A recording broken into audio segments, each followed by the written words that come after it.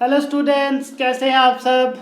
I hope कि आप बहुत अच्छे होंगे और अपनी पढ़ाई को कंटिन्यू कर रहे होंगे। 11th क्लास के जो बच्चे हैं, अब क्या है कि बायोलॉजी जिन्होंने शुरू किया है, बायोलॉजी अपना एक सब्जेक्ट ऑप्ट कर लिया है। अभी तक जो हमने पढ़ा है, मुझे नहीं लगता है कि इतना कुछ उसमें मुश्किल अभी तक आया है। हमारा जो फर्स्ट चैप्टर था लिविंग वर्ल्ड, पहले तीन लेक्चर्स हमने उसके देख लिए हैं, जिसमें हमने लाइफ के बारे में डिस्कस किया, लिविंग थिंग्स के बारे में डिस्कस किया, कैरेक्टर्स। फिर हमने ये डिस्कस किया कि जो इतनी डाइवर्सिटी है उनको किस तरह से उनका क्लासिफिकेशन शुरू हुआ। तो आज हम शुरुआत करने वाले हैं कि उसी क्लासिफिकेशन के प्रोसीजर में जो सबसे पहला स्टेप आया उसको क्या कहा जाता है। आप सबका वेलकम है hotspot biology with Tahir Awan के साथ। तो चलिए पढ़ना शुरू करते हैं। इतने सारे जो स्पीशीज थे, हमने देखा कि तकरीबन 1.7 टू 1.8 मिलियन स्पीशीज थे। इतने सारे स्पीशीज होने के कारण क्या हो गया कि बहुत सारी हौच पौच मच गई। साइंटिस्ट को ये नहीं समझ में आ रहा था कि हम इनको कैसे अरेंज करें, कैसे क्या करें। खैर 1.7 तो अभी डिस्कवर हुए हैं, लेकिन उस समय जितने भी डिस्कवर हुए थे ऑर्गेनिजम्स, तो साइंटिस्ट को ये नहीं समझ में आ रहा था कि कौन सा ऑर्गेनिज्म किसकी तरह दिखता है, इनको कैसे अरेंज किया जाए, कैसे हम इनको नाम दें। तो उसी ही प्रोसीजर में एक सबसे पहली ब्रांच जो साइंस की आई, जिन्होंने उन ऑर्गेनिजम्स को क्लासीफाई करना शुरू किया। क्लासीफाई करने के बाद उनको उनके कैरेक्टर्स देना शुरू किए, कैरेक्टर्स देने के बाद उनको नाम देना शुरू किया। उस ब्रांच को कहा गया टैक्सोनॉमी। क्या कहा गया? टैक्सोनॉमी। टैक्सोनॉमी एक ग्रीक वर्ड है, it is not general knowledge, it is a Greek word, जिसमें जो सबसे पहला वर्ड है टैक्सिस। तो टैक्सिस का मतलब होता है अरेंजमेंट, अरेंजमेंट ऑफ ऑर्गेनिजम्स। और जो सेकंड वर्ड है नोमोस, इसका मतलब होता है लॉ, यानी कि अरेंजमेंट लॉ। यानी कि फॉर एग्जांपल हमें किसी ऑर्गेनिज्म को अगर अरेंज करना है on the basis of its characteristic features, तो उसके लिए कौन कौन से लॉज आए, उन्हीं लॉज को एक्सप्लेन करने के लिए जो ब्रांच आई साइंस की, उसको कहा गया टैक्सोनॉमी। और ये जो ग्रीक वर्ड था, इसको डिफरेंशिएट करने का काम किया था डी कॉन्डल, साइंटिस्ट का नाम था, इन 1813। चलिए let's define taxonomy. Classical taxonomy, this is classical old definition of taxonomy के बारे में आज हम पढ़ेंगे। देखिए टैक्सोनॉमी क्या कहती है? It is simply A branch of science deals with principles, very very important word, principles and procedures of identification. Number 1 क्या है इसमें स्टेप, कि ऑर्गेनिज्म को आइडेंटिफाई करिए। Number 2 nomenclature. Number 3 and classify the organisms. यानी कि इस साइंस के अकॉर्डिंग, टैक्सोनॉमी के अकॉर्डिंगली हम ऑर्गेनिजम्स को क्या करते थे? Identify, then we will name it, and after the naming हम उन ऑर्गेनिजम्स को क्या करेंगे? क्लासिफाई करेंगे। लेकिन अब बात यह है कि अगर हम ये सारी चीज़ें कर रहे हैं तो उसके कुछ क्राइटेरिया होंगे कि उन पर्टिकुलर क्राइटेरिया के बेसिस पे हम ऑर्गेनिज्म को आइडेंटिफाई करेंगे कि ये कौन सा ऑर्गेनिज्म है, फिर हम ऑर्गेनिज्म को नाम देंगे, दैट इज नॉमेनक्लेचर, और फिर क्लासिफाई करेंगे। उसी को एक्सप्लेन करने के लिए हम पढ़ेंगे कि what was the concept behind the taxonomy, कि ये जो साइंस की ब्रांच आई, इसके पीछे कौन कौन से मेजर प्रिंसिपल्स थे जिनको फॉलो किया गया। कुछ कॉन्सेप्ट्स हैं टैक्सोनॉमी के, जिसमें सबसे पहला जो कॉन्सेप्ट था कि जिसके बेसिस पे टैक्सोनॉमी को डिफाइन किया जाता है या पढ़ा जाता है, that was the taxonomy was based on observable morphological characters. Very very important point, कि हम ऑर्गेनिज्म को देखते हैं, देखने के बाद उसे ऑब्जर्व करते हैं। बाहर से ऑर्गेनिज्म कैसा दिखता है, the external appearance of an organism, that is known as morphology, और इंटरनल स्ट्रक्चर को बोला जाता है एनाटॉमी। लेकिन टैक्सोनॉमी के बेसिस क्या थे? Morphological characters. देखिए अब वो जो मॉर्फोलॉजिकल कैरेक्टर्स थे, उसमें क्या क्या पॉइंट्स लिए गए या कौन कौन से फीचर्स स्टडी किए गए। सबसे पहले था जनरल मॉर्फोलॉजी।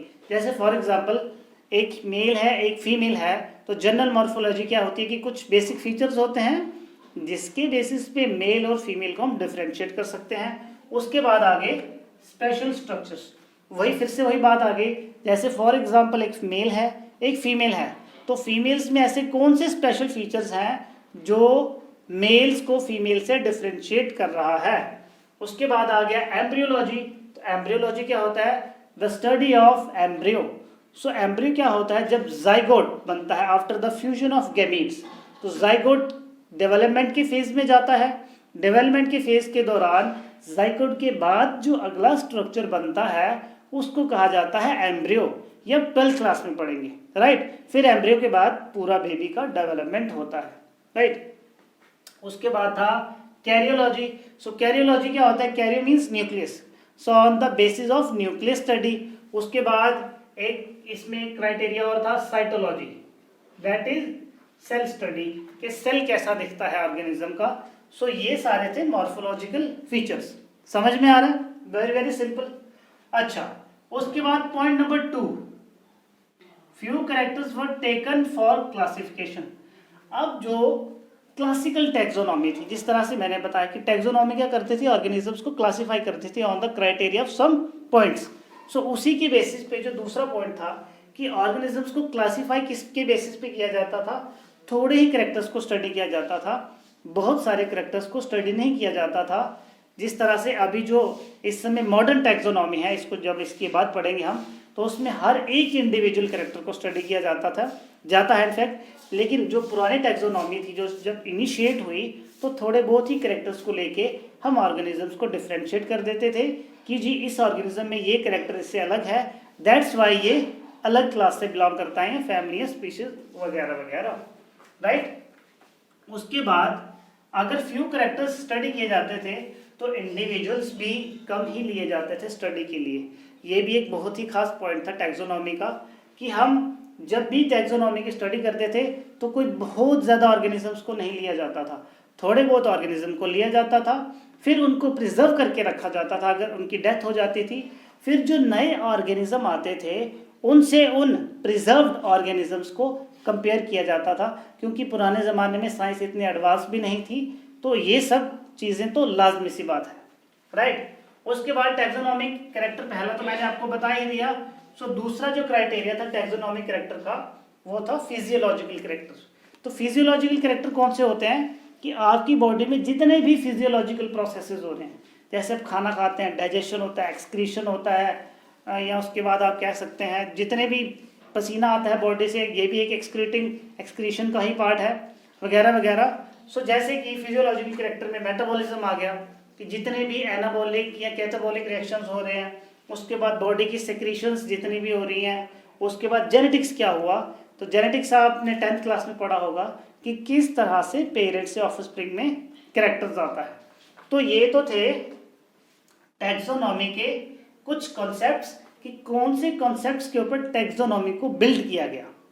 अब हम देखते हैं कि टैक्सोनॉमी को डिफाइन करने के लिए ऑर्गेनिजम्स को जब हम क्लासिफाई करते हैं, या ऐसे बोल सकते हैं कि ऑर्गेनिजम्स को क्लासिफाई करने के लिए जो ये टैक्सोनॉमी का ब्रांच आया, इसको किस तरह से स्टडी किया गया, कौन कौन से इसके फर्दर क्राइटेरिया आए, राइट।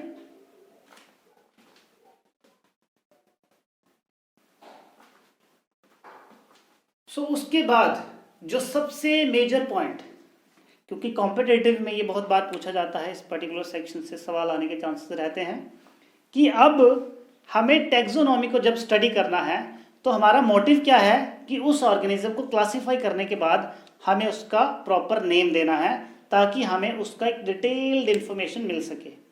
सो उस टैक्सोनॉमी के लिए हमें कौन कौन से स्टेप्स फॉलो करने पड़ते हैं, उन्हीं स्टेप्स को हम डिस्कस करेंगे। तो टैक्सोनॉमी को डिफाइन करने के लिए, क्राइटेरिया को डिफाइन करने के लिए, किसी भी ऑर्गेनिज्म को पूरी तरह से एक्सप्लेन करने के लिए हमारे पास 5 स्टेप्स हैं, या आप कह सकते हैं 5 क्राइटेरिया हैं, या हम 5 स्टेप्स में इन सब चीज़ों को पढ़ते हैं। सबसे पहला स्टेप, तो बच्चा ध्यान से ये बात सुनना, फिर से बता रहा हूँ, हमारे पास बहुत सारे ऑर्गेनिज्म हैं। अब हमें क्या करना है, फॉर एग्जाम्पल हमें एक ऑर्गेनिज्म को क्या करना है, पूरी तरह से एक्सप्लेन करना है। तो हम क्या करेंगे, सबसे पहले हम क्या करेंगे, कैरेक्टराइजेशन। यानी कि मान लीजिए आपने एक ऑर्गेनिज्म देखा, आपने देखा कि ये जो ऑर्गेनिज्म है, अब मान लीजिए ये डस्टर है और फिर मैं एक ऑर्गेनिज्म और ले लेता हूँ, मान लीजिए ये एक ऑर्गेनिज्म ले लिया, तो मैंने इन दोनों को क्या देखे कैरेक्टर्स, किसके ऊपर, on the basis of their morphological and other characters. So morphology यानी कि ये बाहर से कैसे दिखते हैं। सो अगर मैं इन दोनों को बाहर से कंपेयर करूं, ये कैसा है राउंडेड, ये कैसा है क्यूबिकल शेप का, राइट। पहली चीज समझ में आई। अच्छा, उसके बाद दूसरी चीज, उसके बाद हमें करना है उसका आइडेंटिफिकेशन। क्या करना है, आइडेंटिफिकेशन। कैरेक्टराइजेशन के बाद जब हमें ये पता चल गया कि इसके फीचर्स क्या क्या थे, अब हम करेंगे उसको आइडेंटिफाई। आइडेंटिफिकेशन का क्या बेसिस है, to find similarity based on characterisation.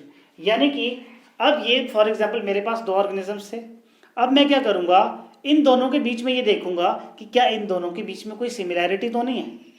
सो अगर इन दोनों के बीच में कुछ सिमिलैरिटी है तो वो मैं नोट डाउन कर लूंगा, अगर सिमिलैरिटी नहीं है तो मैं उनको अलग कर दूंगा। जिन ऑर्गेनिजम्स के मान लीजिए, अब ये मान लीजिए 3 ऑर्गेनिज्म है, राइट। सो इन दो ऑर्गेनिजम्स के बीच में सिमिलैरिटी थी, इसका मतलब ये है कि ये दोनों ऑर्गेनिज्म एक दूसरे से बिलोंग करते हैं और ये ऑर्गेनिज्म इनसे बिलोंग नहीं करता है, इसलिए ये सेपरेट हो गए, राइट। दूसरा हो गया आइडेंटिफिकेशन। अब तीसरा काम क्या करेंगे हम, on the basis of identification, जब हमने उसको आइडेंटिफाई कर लिया, अब हम उनको करेंगे क्लासीफाई।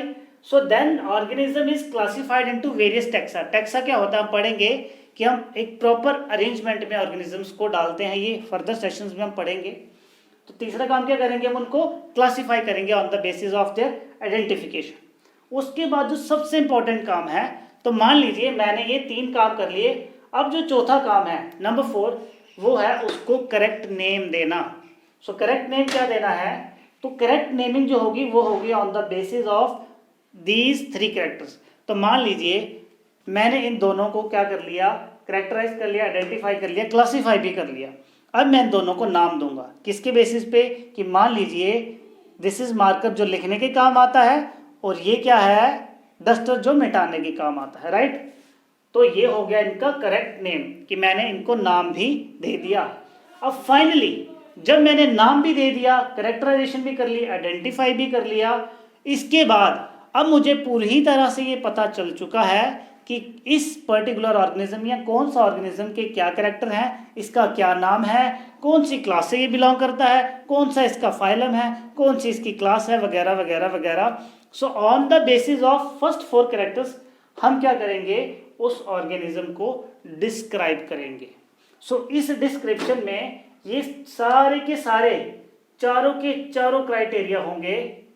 सो इन्हीं के ऊपर बेस्ड होती है हमारी टैक्सोनॉमी। देखिए तो क्या बोलता था, अरेंजमेंट लॉ। तो देखिए इस लॉ के अंदर कितने क्राइटेरिया है, 5। यानी कि अगर किसी ऑर्गेनिज्म को क्लासिफाई करना है तो हमें ये 5 स्टेप्स फॉलो करने पड़ेंगे। मुझे उम्मीद है कि आपको ये समझ में आ रहे होंगे मैं क्या कहना चाह रहा हूँ आपसे, राइट। कैरेक्टराइजेशन वही है, सिंपल सी बात है। जैसे कि आप एक कैट को देखते हैं और एक डॉग को देखते हैं, राइट। तो सबसे पहले माइंड में क्या बात आती है, आप दोनों के मॉर्फोलॉजिकल कैरेक्टर देखते हैं, आपने कैट और डॉग का एक्सटर्नल अपीयरेंस देखा, राइट। फिर दूसरा काम आइडेंटिफिकेशन, फिर आप देखते हैं कि कैट और डॉग में कोई सिमिलरिटी है, तो सिमिलरिटी क्या है कि वो दोनों कार्निवोरस हैं, राइट। फिर आप क्या करेंगे, क्लासिफाई करेंगे। क्लासिफाई करने के बाद आप क्या करेंगे, आप उन दोनों को क्या करेंगे, क्लासिफाई करेंगे कि कैट की कौन सी फैमिली है, डॉग की कौन सी फैमिली है, कैट का कौन सा फाइलम है, डॉग का कौन सा फाइलम है, कैट की कौन सी फैमिली है, डॉग की कौन सी फैमिली है। उसके बाद आप उनको नाम देंगे कि इसका नाम कैट है, इसका नाम डॉग है, व्हाटएवर। और फाइनली आप लिखेंगे डिस्क्रिप्शन कि कैट के बारे में कौन कौन सी चीज़ें आपको पता चली और डॉग के बारे में आपको कौन कौन सी चीज़ें पता चली। तो ये था टैक्सोनॉमी के बारे में, जो कि क्लासिकल साइंटिस्ट ने इसके लिए हमें 5 क्राइटेरिया डिफाइन किए। सो मुझे उम्मीद है कि आपको ये टैक्सोनॉमी बहुत अच्छे से समझ में आई होगी, क्योंकि बहुत सारी बुक्स ऐसी हैं जिनमें टैक्सोनॉमी और सिस्टमैटिक्स को एक ही तौर पे वो लेके चलते हैं, बच्चों को इस चीज़ में क्लैरिफाई नहीं हो पाता है। सो अगला जो हमारा वीडियो लेक्चर होगा उसमें हम डिस्कस करेंगे कि मॉडर्न टैक्सोनॉमी क्या कहती है और मॉडर्न टैक्सोनॉमी में और क्लासिकल टैक्सोनॉमी में क्या डिफरेंसेस हैं, और मॉडर्न टैक्सोनॉमी को ही सिस्टमैटिक्स कहा जाता है। So that is the difference between taxonomy and systematics. So गलती से भी इस चीज़ में कंफ्यूज ना हो कि सिस्टमैटिक्स ही टैक्सोनॉमी है या टैक्सोनॉमी सिस्टमैटिक्स है। अगले वीडियो सेशन में आपको ये चीज़ क्लियर हो जाएगी कि टैक्सोनॉमी में सिस्टमैटिक्स आती है या सिस्टमैटिक्स में टैक्सोनॉमी आती है, राइट। सो होप करता हूँ आज का वीडियो सेशन आपको समझ में आया होगा। सो चैनल को सब्सक्राइब करिएगा और वीडियो को लाइक करिएगा और ज़्यादा से ज़्यादा शेयर करिएगा। सो मिलते हैं अब आपको अगले वीडियो सेशन में, तब तक के लिए stay safe, stay home, stay healthy, good luck and thank you so much.